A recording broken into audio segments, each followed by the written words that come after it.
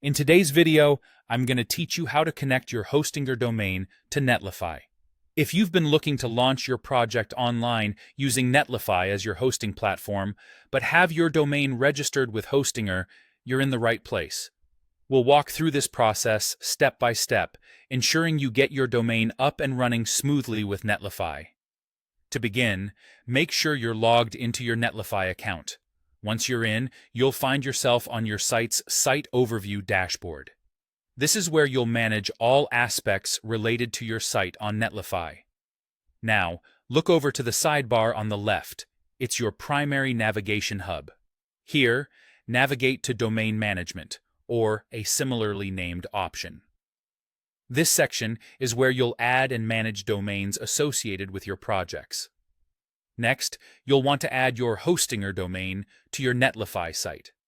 Look for the option to add a domain, or it might say something like, add a custom domain or maybe even domain you already own. Clicking this takes you to a prompt where you'll enter your domain name. Go ahead and type in your domain, making sure to double-check for any typos or errors. Once you're satisfied, proceed by clicking Verify or Add, depending on the button available, to move forward. After you've added your domain, Netlify presents you with choices on how to set up your DNS. There are a couple of paths you can take here. The first option is to use Netlify DNS. By choosing this, you'll allow Netlify to become the name server for your domain. It's a streamlined solution that gives Netlify more control, potentially simplifying your setup process. The other option at your disposal is to continue using external DNS.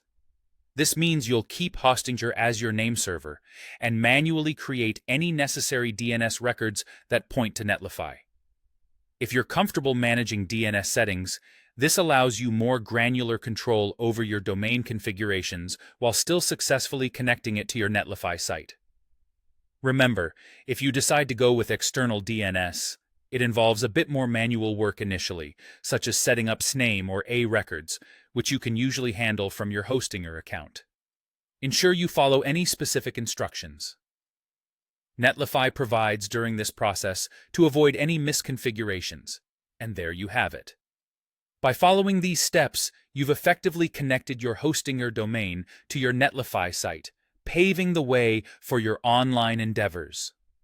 Take a moment to navigate around and familiarize yourself with any additional functionalities within your Netlify dashboard that could further enhance your site management experience.